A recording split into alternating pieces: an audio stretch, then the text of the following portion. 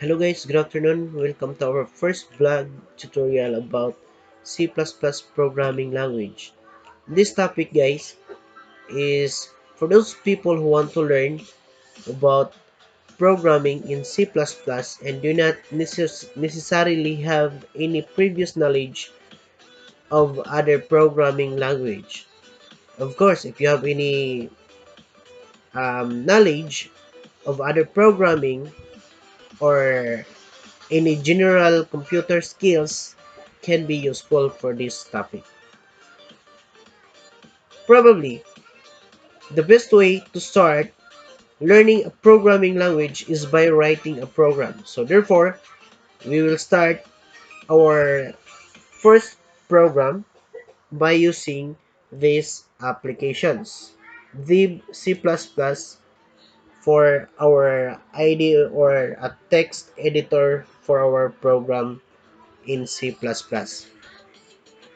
So to start using this application guys or text editor, you have to click file and then select new, then source file, or you can just directly use shortcut key which is Control plus N. And after that, our first line of our code, I want to put this one first.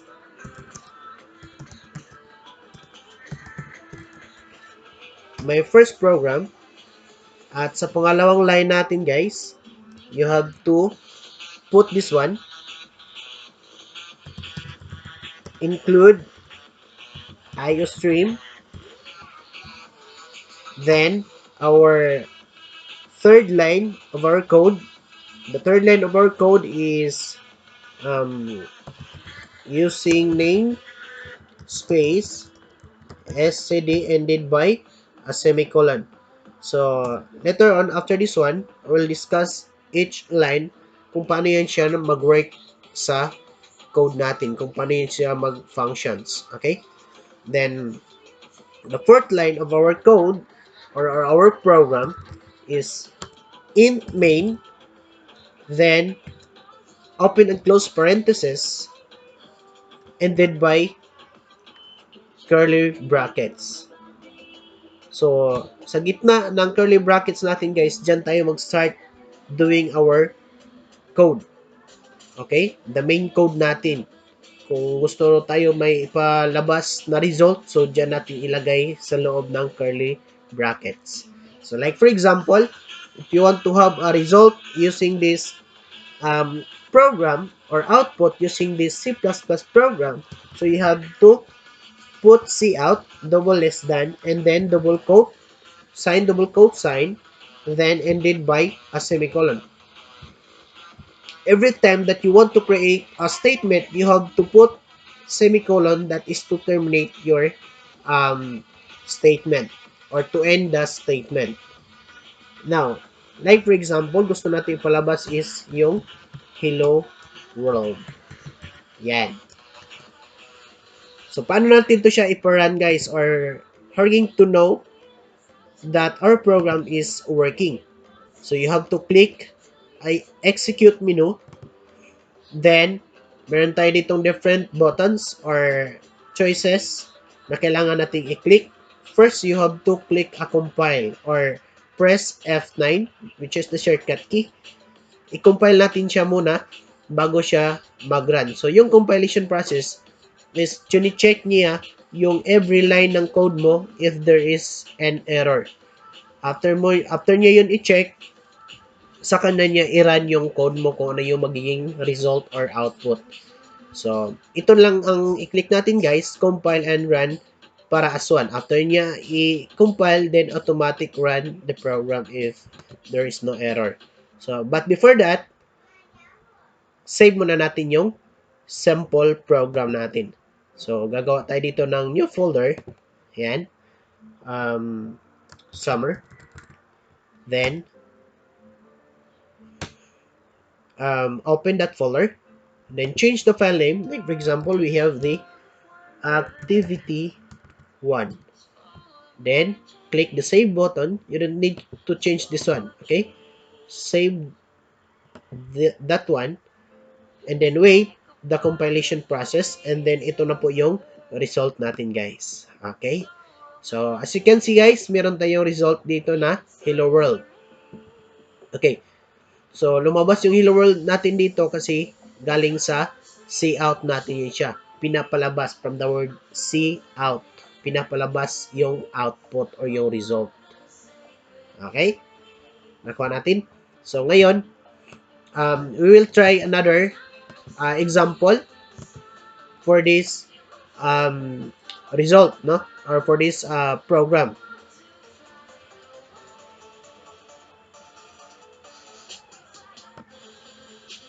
So, first, you have to use an integer. Integer, that is what we call a data type.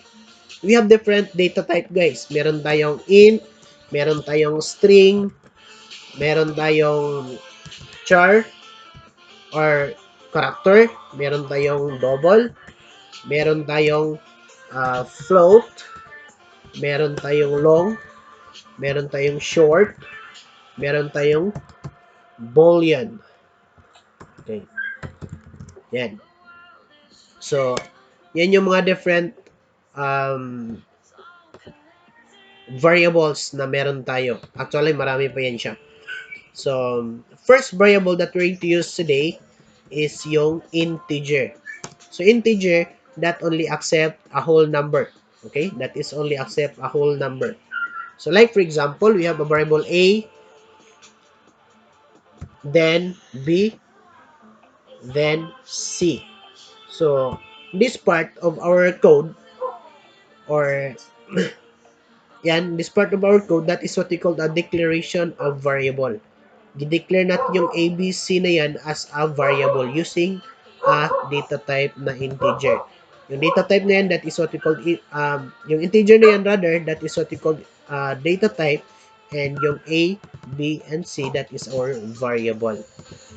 So, after that, yung mga variable yan, lagyan natin ng different value. Like, for example, variable A is equals to 5, then that is a statement. Okay? Ang tawag natin sa kanya, that is a statement. Every statement, it must be ended by a semicolon. Then, the next one, B is equals to 10. Then, ended by semicolon.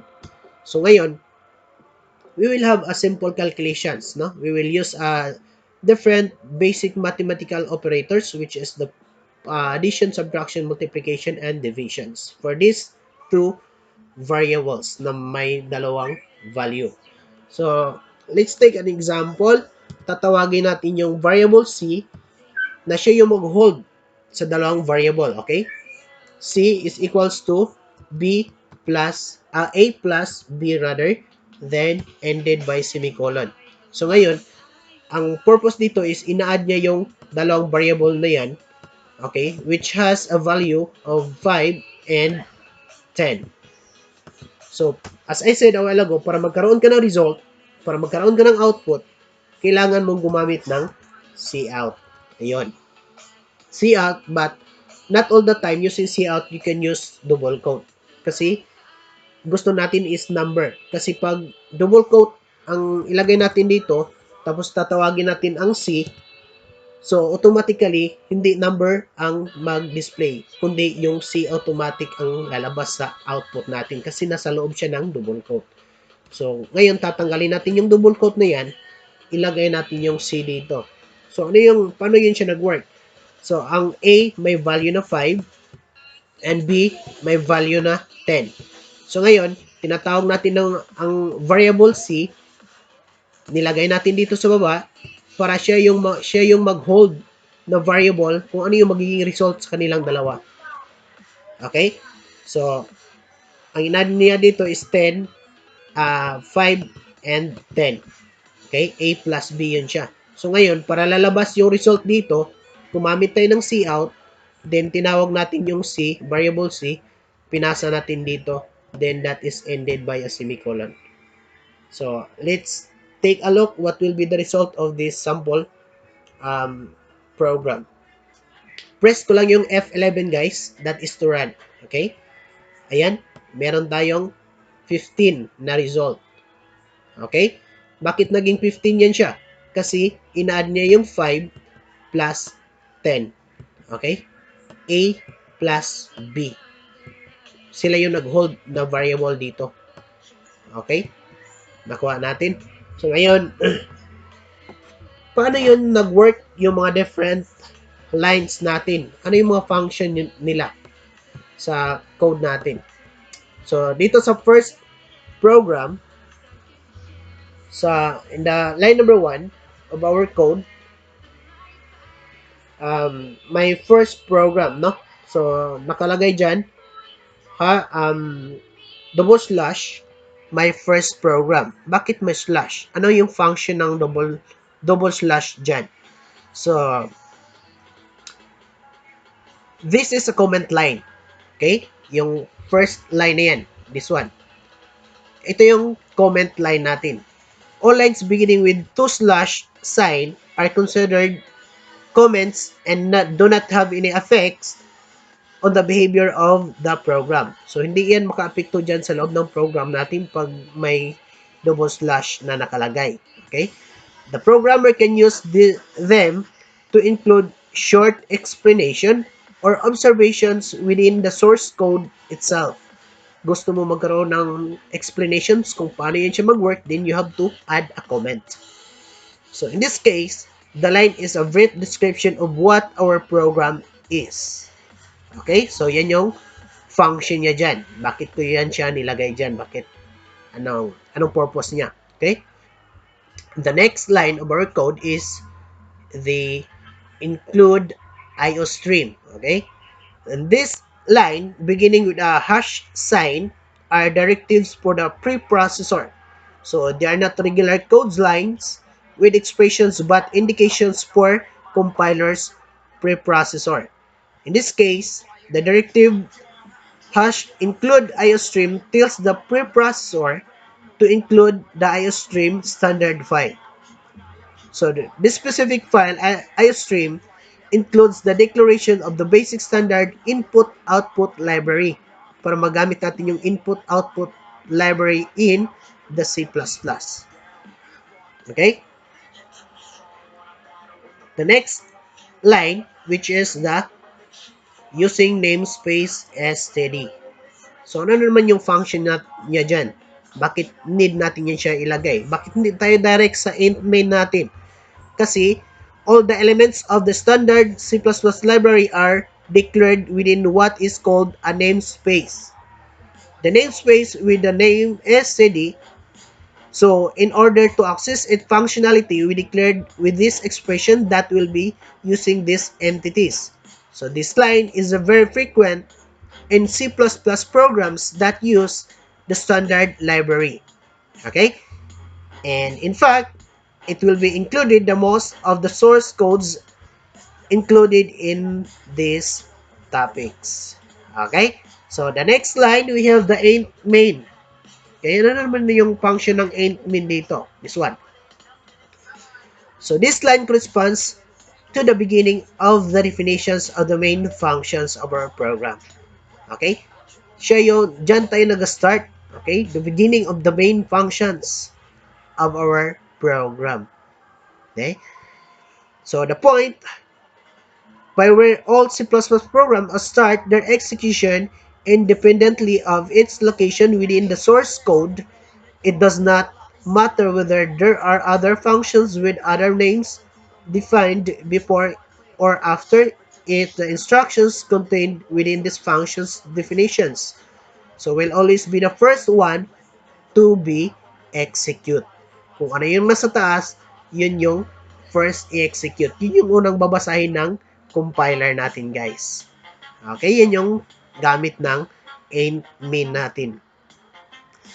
So, after that, the word int main is followed in the code by pair of parentheses. So, ano yung function niya dyan?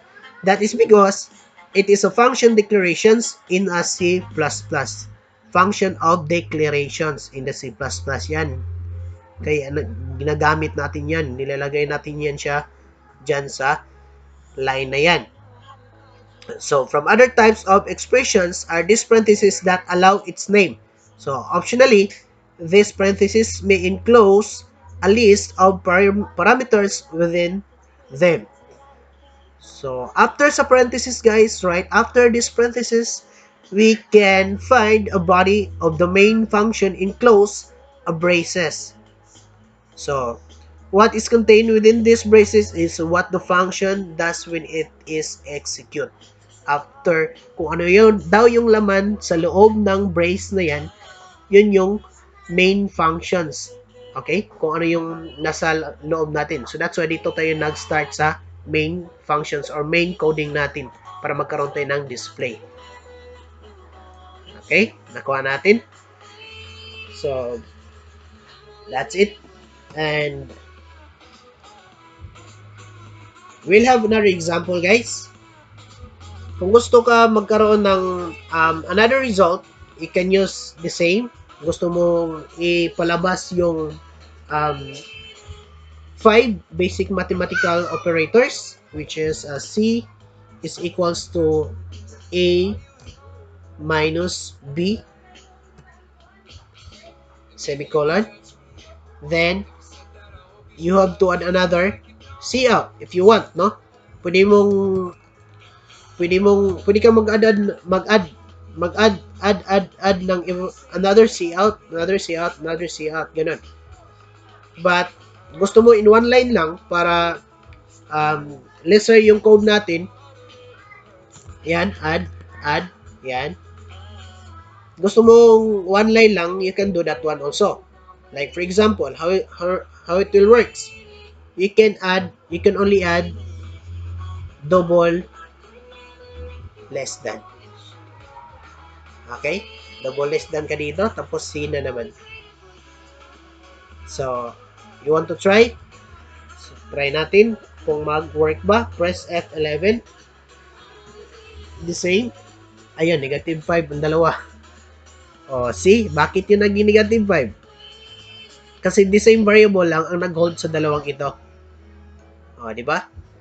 So, if you want to change that one, you have to add another variable dito. Declare ka ng ibang variable na hindi pa nag-exist dyan sa declared na variables taas. So, like for example, meron kang variable E na siya yung mag-hold para dito. Variable E ka. So, ngayon, ilagay mo dito is variable E. Okay? So, try natin guys. Click execute and compile and run. Ayun. So, meron tayong dalawang output. So, kailangan i-separate natin yun siya. Maybe yung negative 5, ilagay natin siya sa baba. So, how are we going to do that one? In the end of this variable C, dagdagan natin ng dalawang less than symbol or sign. Then, you have to put and L. Okay? So, we'll see. Try natin kung mag-work ba yun siya. Kung bababa ba yung negative 5 natin. So, ayan guys.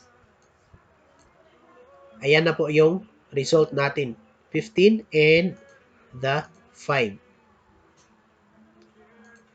Now, if you want to add another one, put it in.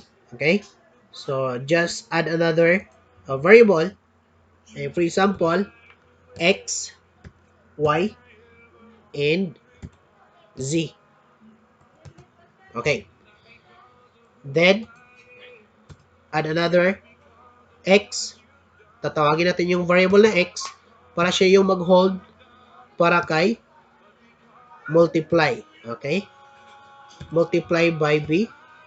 And Y equals A divide by B. And the Z equals A modulus. Ano yung modulus? That is a percentage. So, para makuha natin yung percentage sa dalawang value na yan, gamit tayo ng modulus or percentage sign na yan. Okay? Modulus yung tawag natin sa kanya, guys. Yan. So, after that, display natin yan siya dito isa-isa. you can copy paste para mas mabilis. Okay? Copy paste natin to siya dito. Control C, that is to copy. And then paste natin dito. Paste, paste, paste. So, tatlo. So, from E rather, this one, the next display niya is yung X. Then, next display is yung Y. And yung Z. So, kulang ang Z. Actually, can add another C out kung mahaba na masyado yung ano mo dito. So, pwede mong ito, ibaba mo na lang to siya. Pwede din yun. And then, by semicolon, add ka ng another C out. Yan. X, Y, tapos yung Z. Okay? So, we'll try guys. We'll try kung ano yung magiging result sa program na yun. Try natin. Simple calculations. Ayun. Meron tayong result. Okay? So, sa lahat ng output natin guys, pwede din natin lagyan ng double quote. Okay? Ito yung sa addition. Then, this one, yung E, that is your subtraction. Then, yung X mo, lagyan ng double quote. That is your multiplication.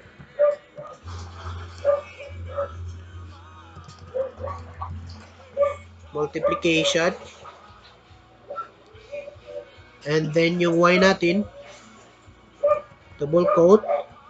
That is your division. Yan. And then,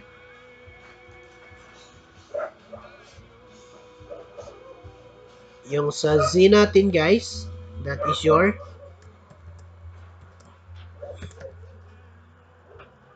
modulus. Yun. So, let's try to run this program kung ano yung magiging result. Click, execute, then compile and run. Oh, so, ito yung palatandaan natin guys na may error sa code natin. So, tingnan natin kung ano yung kulang, ano yung mali. Okay, isa-isahin natin. Maybe this one ang mali. Yung may A dito, which is kulang siya ng ganito. Kulang siya ng ganyan guys. Dapat separate. Okay? Separate natin yan lahat. Kasi that is another display. That's why. Okay? Ang display yan siya. Okay. Try to execute, compile, and run. There you have it. So, yan yung result natin. Okay? Sa addition natin, we have 15. Subtraction, we have A minus B. So, that is negative 5. Multiplication, division, and modulus. Okay?